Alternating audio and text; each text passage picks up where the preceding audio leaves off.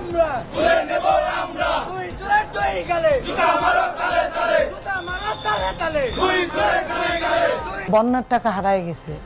বন্যার টাকা নাই বন্যার সময় বন্যার টাকা কাজে লাগবে বন্যার টাকা ব্যাংকে রাখার জায়গা না তোদের টাকা আত্মসাতের অভিযোগ সমন্বয়কদের আটক ও গণপিটুনি বিস্তারিত জানতে সাথেই থাকুন সমন্বয়কদের দুই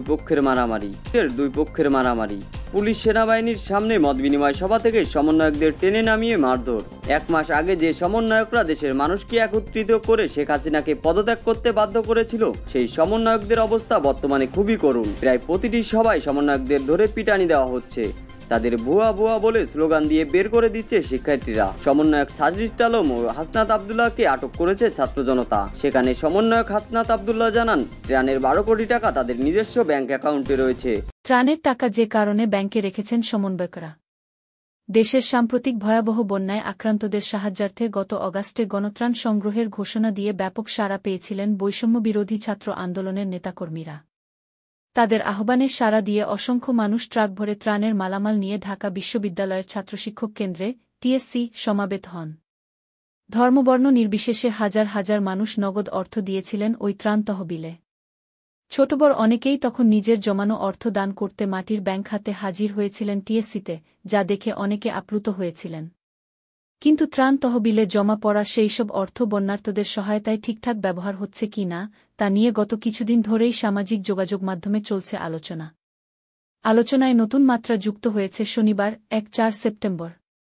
এদিন সমন্বয়কদের দেয়া বার্তা থেকে জানা যায় সংগৃহীত অর্থের বেশিরভাগই অব্যবহৃত অবস্থায় ব্যাংকে জমা রয়েছে শনিবার রাতে ফেসবুকে দেয়া এক পোস্টে বৈষম্যবিরোধী ছাত্র আন্দোলনের অন্যতম সমন্বয়ক হাসনাত আব্দুল্লাহ জানান ব্যয় বাদে বাকি টাকা ঢাকা বিশ্ববিদ্যালয়ের জনতা ব্যাংক সোনালী ব্যাংক শাখা ইসলামী ব্যাংক ও মোবাইল ব্যাংকিংয়ে সংরক্ষিত রয়েছে বন্যায় ক্ষতিগ্রস্ত এক জেলার মানুষের জন্য টিএসসিতে গত 2 অগাস্ট গণত্রাণ সংগ্রহ কর্মসূচি শুরু করে বৈষম্যবিরোধী ছাত্র আন্দোলন পরবর্তী 2 সপ্তাহে ওই তহবিলে প্রায় 1 কোটি 10 লাখ টাকা জমা পড়ে এর মধ্য থেকে এখন পর্যন্ত বন্যার্তদের সহায়তায় খরচ হয়েছে প্রায় 1 কোটি 7.5 লাখ টাকা অবশিষ্ট প্রায় 9 কোটি 3.5 লাখ টাকা ব্যাংকে জমা রাখা হয়েছে বলে জানিয়েছে বৈষম্যবিরোধী ছাত্র আন্দোলনের নেতারা এছাড়া খাবারসহ সংগ্রহ হওয়া অন্যান্য প্রয়োজনীয় পণ্য প্রায় 1 ট্রাকে করে বন্যাদুর্গত এলাকায় নিয়ে বিতরণ করা হয়েছে বলে জানিয়েছেন তারা আর চলতি মাসের শুরু দিকে দেশের বন্যা পরিস্থিতির উন্নতি হওয়ায় গত 4 সেপ্টেম্বরের পর নতুন করে আর গণত্রাণ সংগ্রহ করা হয়নি বলেও জানানো হয়েছে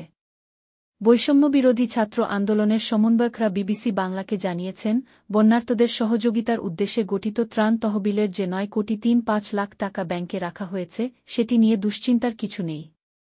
সমন্বয়ক হাসনাত আব্দুল্লাহ বলেছেন ত্রাণ সহায়তার জন্য যত অর্থ আমরা পেয়েছি সেগুলোর প্রতিটি পয়সার হিসাব আমাদের কাছে আছে কাজেই এটা নিয়ে দুশ্চিন্তার কোনো কারণ নেই তার কথায় প্রাথমিক ত্রাণ কার্যক্রমে খরচের পর তহবিলের বাকি অর্থের বেশিরভাগই জমা রাখা হয়েছে জনতা ব্যাংক সোনালী ব্যাংক এবং ইসলামী ব্যাংকের ঢাকা বিশ্ববিদ্যালয় শাখায়